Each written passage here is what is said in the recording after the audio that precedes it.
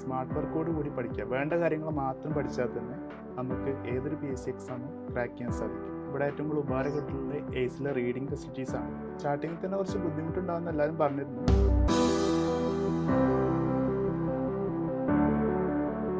ഇന്ന് നമ്മുടെ ഒപ്പം ഉള്ളത് എയ്സിൽ നിന്ന് പഠിച്ച് കമ്പനി ബോർഡ് LGSൽ 65 റാങ്കും അസിസ്റ്റന്റ് പ്രിസൺ ഓഫീസറിൽ 609 റാങ്ക് നേടിയ ഗോകുലാണ്. അപ്പോൾ ഗോകുലിന്റെ ആ ഒരു പഠന രീതിയും എക്സ്പീരിയൻസും ഒക്കെ നമുക്ക് അറിയാൻ ഒത്തിരി താല്പര്യമുണ്ട്. ഗോകുലിനെ പറ്റി നമുക്ക് ഗോകുലിനോട് തന്നെ ചോദിച്ചറിയാം. ആദ്യം തന്നെ ചോദിക്കട്ടെ, ഈ ഒരു റാങ്ക് പ്രതീക്ഷിച്ചിരുന്നോ? ഞാൻ 1000 താഴെ ഉള്ള ഏതെങ്കിലും റാങ്കിൽ വരുന്ന വിചാരിച്ചിരുന്നത്. പക്ഷേ 100ന്റെ താഴെ 65 റാങ്ക് കിട്ടുമെന്ന് ഒരിക്കലും എക്സ്പെക്ട് ചെയ്തിട്ടില്ല. 1000 താഴെ ഒരു റാങ്ക് കിട്ടുമെന്ന് പ്രതീക്ഷിച്ചിരുന്നു എന്ന് പറഞ്ഞല്ലോ. അപ്പോൾ ചെറുപ്പം മുതലേ ഈ ഒരു PSC ജോലിയോടായിരുന്നോ താല്പര്യം? ചെറുപ്പം മുതൽ അങ്ങനെയില്ല, കോളേജിന് ശേഷം നമുക്കൊരു ജോബൊക്കെ വാങ്ങി സെക്യൂർ ആണെന്നുള്ള രീതിക്ക് ചിന്തിച്ച് തുടങ്ങിയപ്പോഴാണ് PSC എന്നുള്ളൊരിത് മൈൻഡിലേക്ക് വരുന്നത്. പിന്നെ അച്ഛനും അമ്മയൊക്കെ ഓൾറെഡി സർവീസുള്ളതുകൊണ്ടും PSC ഫീൽഡിനോടായിരുന്നു താല്പര്യം. PSC ജോലി കംഫർട്ട് ആണെങ്കിലും നമ്മൾ ആ എത്തുന്ന ഒരു സമയം ഉണ്ടല്ലോ, ആ പഠിക്കുന്ന സമയം അത് കുറച്ച് ടാസ്ക് ആണല്ലോ. അപ്പോൾ ആ ഒരു സ്റ്റാർട്ടിങ് സ്റ്റേജ് ഒക്കെ എങ്ങനെയായിരുന്നു? സ്റ്റാർട്ടിങ്ങിൽ തന്നെ കുറച്ച് ബുദ്ധിമുട്ടുണ്ടാകുമെന്ന് എല്ലാവരും പറഞ്ഞിരുന്നു. എന്നാലും കുറച്ച് കാലം ഒന്ന് പഠിച്ച് പിടിച്ച് നിന്ന് കഴിഞ്ഞാൽ തീർച്ചയായിട്ടും റാങ്ക് ലിസ്റ്റിൽ ഉൾപ്പെടാൻ പറ്റുന്നൊരു ആത്മവിശ്വാസം എല്ലാവരിൽ നിന്നും കിട്ടിയിരുന്നു. അപ്പോൾ വീട്ടിൽ നിന്നൊക്കെ നല്ല സപ്പോർട്ടുള്ളത് കൊണ്ട് പഠിത്തം വലിയ കുഴപ്പമായിട്ട് തോന്നിയിരുന്നില്ല. സ്റ്റാർട്ടിങ് സ്റ്റേജിലൊക്കെ നന്നായിട്ട് തന്നെ ഇതിലേക്ക് ഇറങ്ങി തിരിച്ചപ്പോൾ തന്നെ ഒരു പൊട്ടൻഷ്യൽ ഉണ്ടായിരുന്നു എന്തായാലും. എങ്ങനെ ഫുൾ ടൈം ഇരുന്ന് പഠിക്കുന്ന ആളായിരുന്നോ? അയ്യോ, ഫുൾ ടൈം ഇന്ന് പഠിക്കുന്ന ആളൊന്നുമല്ല. വെറുതെ ഞാൻ അത്ര ബ്രൈറ്റ് ഒന്നും അല്ലായിരുന്നു. അതുകൊണ്ട് തന്നെ ഒരു കോച്ചിങ് ആണെന്ന് ആദ്യമൊക്കെ തോന്നിയിരുന്നു. വീട്ടിൽ നിന്നും പറഞ്ഞു നല്ലൊരു കോച്ചിങ് സ്ഥാനത്ത് പോയിട്ട് ഒരു ബാച്ചൊക്കെ അറ്റൻഡ് ചെയ്തതിന് ശേഷം എങ്ങനെയുണ്ടെന്ന് നോക്കാൻ പറഞ്ഞു ആദ്യം. അപ്പോൾ അങ്ങനെ നോക്കിയപ്പോൾ ഇവിടെ അടുത്ത് നല്ല സ്ഥാപനമായിട്ട് എയ്സാണ് ഉണ്ടായിരുന്നത്. അങ്ങനെയാണ് ഞാൻ എയ്സിൽ ചേരാൻ തീരുമാനിക്കുന്നത്. അപ്പോൾ ആദ്യം ഇവിടെ ഒരു LD ബാച്ചിലാണ് ചേർന്നിരുന്നത്. പക്ഷേ കൊറോണ കാരണം ബാച്ച് കംപ്ലീറ്റ് ആയിരുന്നില്ല. പിന്നെ 2 വർഷം ലോക്ക്ഡൗൺ ഒക്കെ അതിന് ശേഷം വീണ്ടും 2022 ആയപ്പോഴേക്ക് പുതിയൊരു ബാച്ചിലൊന്ന് വീണ്ടും ജോയിൻ ചെയ്യായിരുന്നു. PSCയിലേക്ക് ഇറങ്ങിയ സമയത്ത് കോവിഡ് വന്നു എന്ന് പറഞ്ഞല്ലോ. അപ്പോൾ ആ ഒരു സ്ട്രഗ്ലിംഗ് പീരീഡിലെ പഠനം എങ്ങനെയായിരുന്നു? എനിക്ക് ഈ LD ബാച്ച് ചേർന്നപ്പോൾ തന്നെ കുറച്ച് ഫ്രണ്ട്സായിട്ട് ഒന്ന് കമ്പൈൻ സ്റ്റഡി എന്നുള്ളൊരു പ്ലാൻ ഞങ്ങളുടെ ഇടയിൽ വന്നിരുന്നു.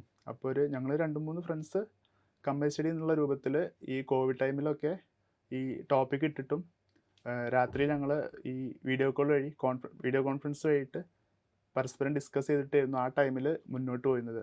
അതുകൊണ്ട് ബേസിക് കാര്യങ്ങളൊക്കെ അത്യാവശ്യം നല്ല രീതിക്ക് പഠിക്കാൻ ആ കോവിഡ് ടൈമിൽ കഴിഞ്ഞിട്ടുണ്ട്. ഇപ്പോൾ PSC ഒത്തിരി പേര് എഴുതുന്നുണ്ടല്ലോ, പക്ഷെ എല്ലാവരും റാങ്ക് ലിസ്റ്റിൽ എത്തുന്നില്ല. അപ്പം ഗോകുൽ പഠിച്ച ആ ഒരു എക്സാം സ്ട്രാറ്റജി എങ്ങനെയായിരുന്നു? ഞാൻ ആദ്യം ബേസിക് ഫാക്ട്സ് ഒക്കെ സെറ്റാക്കണം എന്ന് വിചാരിച്ചിട്ടാണ് തുടങ്ങുന്നത്. അപ്പോൾ അതിന് വേണ്ടിയിട്ട് ഈ പ്രീവിയസ് ഇയർ ക്വസ്റ്റ്യൻ പേപ്പറും അതിൻ്റെ റിലേറ്റഡ് ഫാക്ട്സും നന്നായിട്ട് പ്രിപ്പയർ ചെയ്തിരുന്നു. അതിൻ്റെ കൂടെ തന്നെ 5ാം ക്ലാസ് മുതൽ 10ാം ക്ലാസ് വരെയുള്ള SCERT ടെക്സ്റ്റ് ബുക്ക് എല്ലാ ക്ലാസ്സുകളും നന്നായിട്ട് പഠിച്ചിരുന്നു. ഈ 2 കാര്യങ്ങൾ ഒരുമിച്ച് കൊണ്ടുപോയാൽ തന്നെ ഒരുവിധം സ്റ്റാർട്ട് ചെയ്യുന്ന എല്ലാവർക്കും ബേസിക് കാര്യങ്ങളൊക്കെ നന്നായിട്ട് പഠിക്കാൻ കഴിയും തന്നെയാണ്. അപ്പോൾ ഈ പഠിക്കുന്ന സമയത്ത് എയ്സിലെ കോച്ചിങ് എത്രത്തോളം ഹെൽപ്ഫുൾ ആയിട്ടുണ്ട്? ഇവിടെ ഏറ്റവും കൂടുതൽ ഉപകാരപ്പെട്ടുള്ള എയ്സിലെ റീഡിംഗ് ഫെസിലിറ്റീസ് ആണ്. ഇവിടെ ഞങ്ങൾക്ക് 24 ഹവർ റീഡിംഗ് ഫെസിലിറ്റീസ് അവൈലബിൾ ആയതുകൊണ്ട് ക്ലാസ്സിന് ശേഷം തന്നെ അവിടെ നന്നായിട്ട് പഠിക്കാനും കൂടാതെ അവിടെ ഫ്രണ്ട്സായിട്ട് ഡൗട്ടുള്ള വിഷയങ്ങളിൽ കമ്പൈൻ സ്റ്റഡി നടത്താനൊക്കെ സാധിച്ചിട്ടുണ്ട്. ഇപ്പോൾ PSCയിൽ തുടക്കക്കാരായിട്ടുള്ള കുട്ടികളുണ്ടാവും, അല്ലെങ്കിൽ വർഷങ്ങളായിട്ട് എഴുതിയിട്ട് കിട്ടാത്തവരൊക്കെ ഉണ്ടാവും. അപ്പോൾ ഗോകുലിൻ്റെ ഒരു എക്സ്പീരിയൻസ് വെച്ചിട്ട് അവരോടൊക്കെ എന്താ പറയാനുള്ളത്? പുതിയ പഠിക്കുന്ന കുട്ടികളോട് പറയാനുള്ളത് എന്താണെന്ന് വെച്ചാൽ അവരാദ്യം തന്നെ ഏത് എക്സാമിനാണോ ഫോക്കസ് ചെയ്യണത് അതിൻ്റെ സിലബസ് കൃത്യമായിട്ട് മനസ്സിലാക്കി വെക്കണം.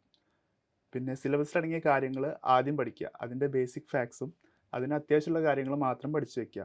ഒരുപാട് വാരി വലിച്ച് പഠിക്കാതെ സിലബസിൽ ആവശ്യമുള്ള കാര്യങ്ങൾ മാത്രം സെലക്ട് ചെയ്ത് പഠിക്കുക. അത് കുറച്ച് ഡീപ്പായിട്ട് പഠിക്കുക. കൂടാതെ അതിൻ്റെ കൂടെ നമ്മൾ എല്ലാ വീക്കിലും പഠിച്ചിട്ട് വീക്ക് എൻഡിൽ പ്രോപ്പറായിട്ട് റിവിഷൻ കൊണ്ടുപോകണം. നമ്മൾ ആ ആഴ്ച പഠിക്കുന്ന കാര്യങ്ങൾ വ്യക്തമായിട്ട് വീക്കെൻഡിൽ പ്രോപ്പറായിട്ട് റിവിഷൻ ചെയ്ത് പോയാൽ മാത്രമേ പഠിച്ച കാര്യങ്ങൾ മൈൻഡിൽ നന്നായിട്ട് നിൽക്കുള്ളൂ. ഒരുപാട് ഗ്യാപ്പ് ഇട്ട് കഴിഞ്ഞാൽ മൈൻഡിലുള്ള കാര്യങ്ങളൊക്കെ നമ്മൾ മറന്നു പോകും. പോരാത്തതിന് മോക്ക് ടെസ്റ്റ് എക്സാം നന്നായിട്ട് ചെയ്യുക. അതായത് എല്ലാ വീക്കിലും പറ്റുമെങ്കിൽ എല്ലാ ദിവസവും ചെയ്യണമെന്നില്ല, പറ്റുമെങ്കിൽ 2-3 ദിവസങ്ങളിൽ 2-3 എക്സാമുകൾ ചെയ്യുക. ആഴ്ചയിൽ 2-3 എക്സാമുകൾ പറ്റുന്ന രീതിയിൽ ചെയ്ത് നോക്കാം. അപ്പോൾ തന്നെ നമ്മൾ എത്രത്തോളം ഇമ്പ്രൂവ് ആവേണ്ടതെന്നും ഏത് ഏരിയയിലാണ് നമ്മൾ വീക്ക് എന്നും നമ്മളെ മാർക്കൊക്കെ എത്രത്തോളം അപ്ഡേറ്റ് ആയി വരുന്നുണ്ടെന്നും നമുക്ക് എത്രത്തോളം സ്കോർ ചെയ്യാൻ പറ്റുന്നുണ്ടെന്നൊക്കെ വ്യക്തമായിട്ടൊരു ധാരണ നമ്മൾ മോക്ക് ടെസ്റ്റ് ചെയ്താൽ തന്നെ കിട്ടും.